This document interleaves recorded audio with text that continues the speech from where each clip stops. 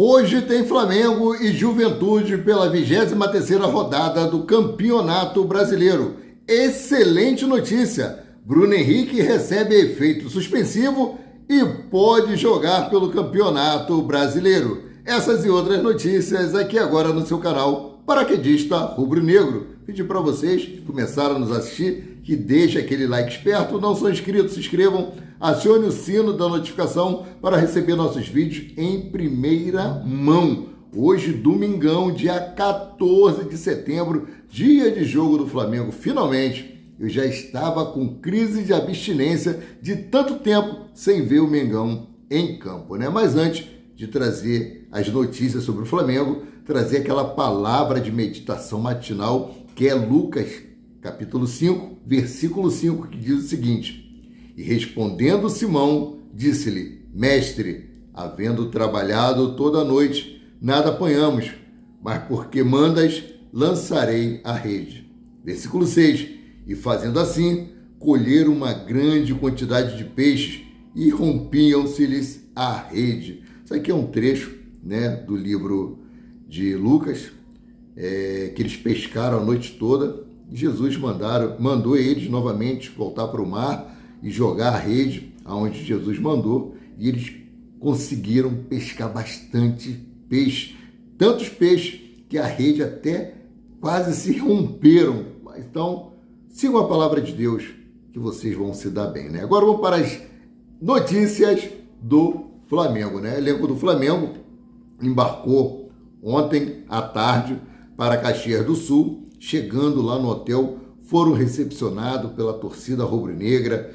O Rodrigo Caio atendeu aos torcedores, foi uma grande festa. Parabéns aí aos torcedores do Flamengo lá no Rio Grande do Sul. E contamos com a grande vitória do Flamengo, principalmente mediante o resultado de hoje do jogo do Internacional com o Palmeiras. Palmeiras ganhou de 4-1, encostou aí no Flamengo, então o Flamengo tem que ganhar para continuar na liderança isolada do Campeonato Brasileiro. Flamengo empatando, Flamengo perdendo, continua na liderança, mas o ideal é sempre conquistar 3 pontos para criar aquela gordurinha, para quando chegar aí no final do campeonato, a galera cansada, estiver se arrastando, não corra nenhum problema.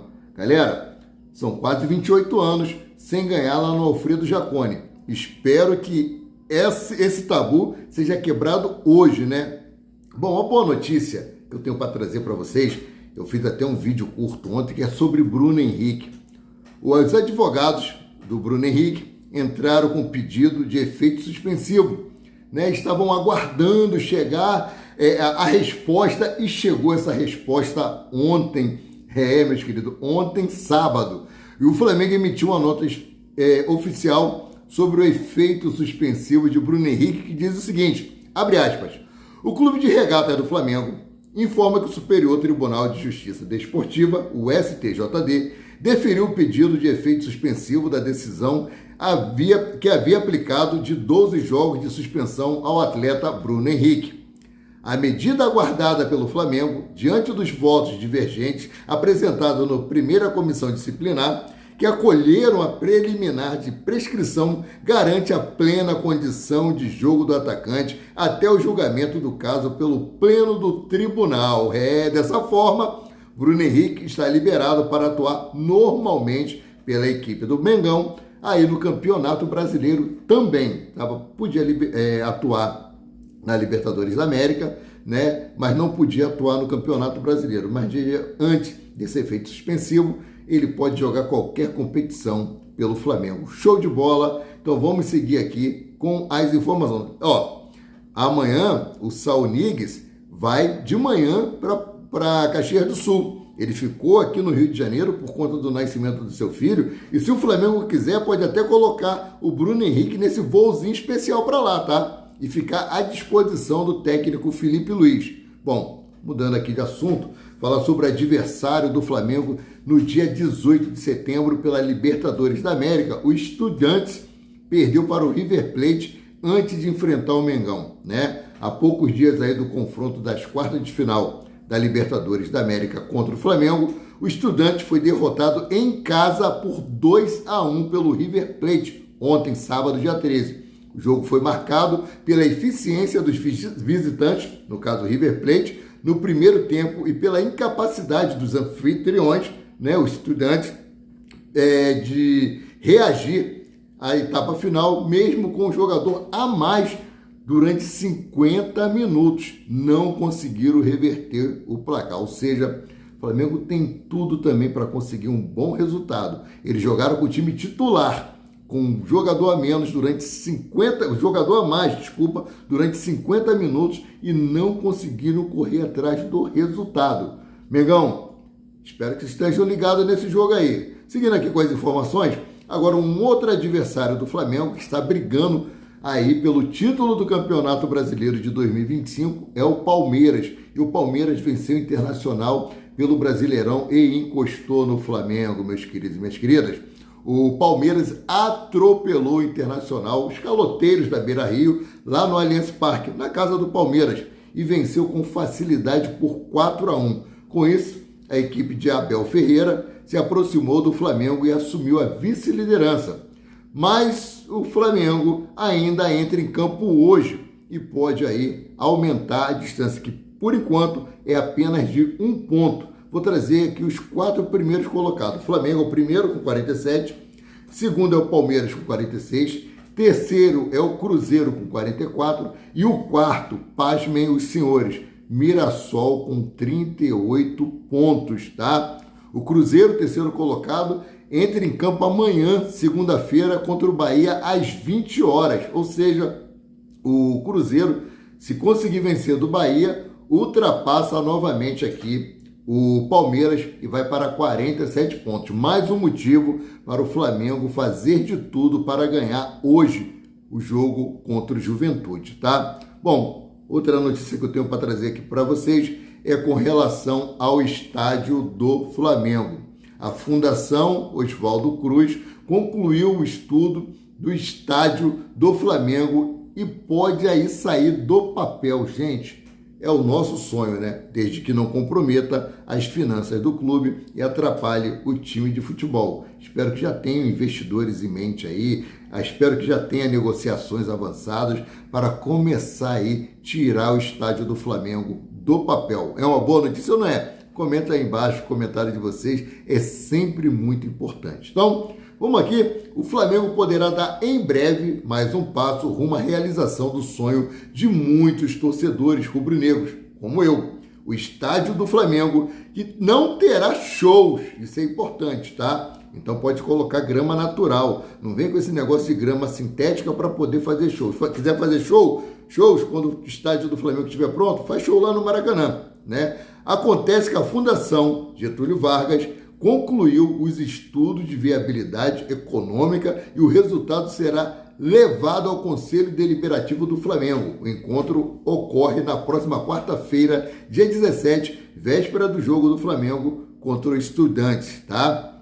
Este levantamento foi um pedido feito pela gestão do time carioca e vai em encontro com os interesses da atual diretoria do Flamengo. Apesar disso, a depender do que ocorrer na próxima semana, o sonho da torcida do Flamengo pode realmente sair do papel. Vale lembrar que desde 2024, o Flamengo comprou o terreno no Gasômetro. O local possui uma área de 86 mil metros quadrados e ela fica localizado em São Cristóvão, no centro do Rio de Janeiro. Ao todo, o Flamengo aí pagou 138 milhões e 100 mil reais ao município carioca. Tudo isso com a intenção de inaugurar o novo estádio em 2029. BAP já falou que esse prazo não tem como ser cumprido, tá? A previsão dele é que o estádio saia para 2031. Vamos torcer que tudo dê certo e seja realmente inaugurado em 2029. Olha que maravilha, né? Então, vamos torcer para que tudo dê certo, né? Bom, falei com vocês no início sobre Saul Nigues, que teve seu terceiro filho hoje. A criança nasceu aqui no Rio de Janeiro, né? Desejo muitas felicidades à família. Então, é o seguinte, o Flamengo traçou um plano especial para ter o jogador hoje contra o Juventude pelo Brasileirão. Saul Niguez, ontem sábado, recebeu a notícia do nascimento do seu terceiro filho e com isso o Flamengo criou um plano especial para ter o espanhol à disposição em jogo contra o Juventude hoje, tá? O Flamengo criou um cronograma individual para Saul, né? O volante treinou normalmente ontem, no sábado, junto aos companheiros e após isso recebeu liberação para aproveitar o restante do dia junto com a sua família. Nada mais do que justo, né?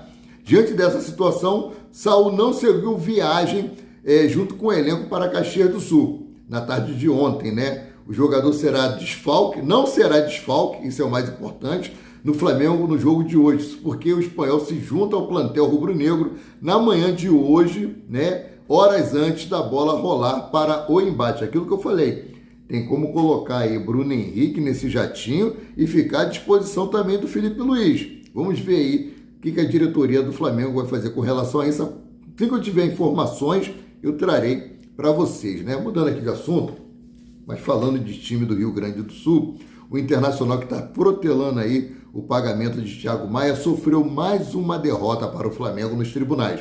O Internacional tentou aí recorrer das condições para pagar a condenação para pagar as dívidas contra o Flamengo, né, da compra do Thiago Maia, mas o CNRD indeferiu o pedido de esclarecimento, ou seja, vai ter que pagar. Na prática, isso significa que o Colorado será executado. Ainda pode apelar à Câmara de Arbitragem, mas o custo é altíssimo e quase nunca muda as decisões anteriores.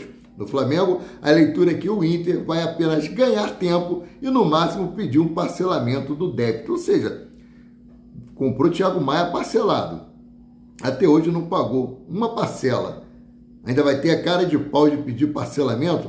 Bom, a sentença da CNRD obriga o Inter a pagar R$ 1.472.588,33 ao Flamengo por inadimplência de contrato.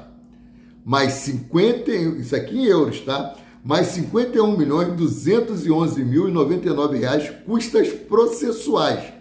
Aí vem aqui mais 467 mil honorários advocatícios, além das demais parcelas de contrato sobre o risco de sanções. Ou seja, questão de tempo para o Flamengo receber o que é lhe devido, né? Os caloteiros da Beira-Rio vão ter que pagar ou ter que pagar, não tem para onde recorrer. A informação do jornalista Vene Casagrande, né? Bom, mudando aqui de assunto, falar sobre recuperação de atleta, mais uma etapa avançada. Se recuperando de uma fratura no quinto metatarso do pé direito, Eric Pulgar começou exercícios de fisioterapia no campo ontem, sábado, dia 13, no Ninho do Urubu. Fora do Flamengo, né? Fora de campo desde junho, o chileno avançou mais uma etapa na recuperação, está cada vez mais próximo de voltar aos gramados. Que ele se recupere o mais rápido possível e volte a ajudar o Flamengo dentro de campo. Gosto muito, muito mesmo do Eric Pulgar, né? Como diz o Mauro César Pereira, Eric Pulga. Eu não sei porque ele come o R, mas tudo bem. Bom, seguindo aqui com as informações, vamos agora falar sobre Flamengo e Juventude, trazer prováveis escalações, como chega cada time e a escalação e a arbitragem, né? Todas essas informações agora para vocês. Bom, em posições opostas na tabela, Juventude e Flamengo se enfrentam hoje às 16 horas no estádio Alfredo Jaconi, em Caxias do Sul, no Rio Grande do Sul, pela 23ª rodada do Campeonato Brasileiro. O time jaconeiro quer sair da zona do rebaixamento, enquanto o Flamengo busca ampliar ainda mais a diferença na liderança da competição. O Juventude entra em campo com a obrigação de vencer o Flamengo e conquistar 3 pontos para conseguir sair da zona do rebaixamento. No momento, o clube ocupa aí a 18ª posição na tabela com 21 pontos apenas, 21 pontos e 1 ponto apenas atrás do Santos, que é o primeiro time fora ali da zona do rebaixamento. Ou seja, se ele conseguir um triunfo frente ao Flamengo, coisa que nós não queremos, ele sai da zona do rebaixamento e empurra o Santos, tá? Em situação bem diferente, graças a Deus, o Flamengo aí soma 47 pontos na liderança da competição. Na vice-liderança, o Cruzeiro somava, né?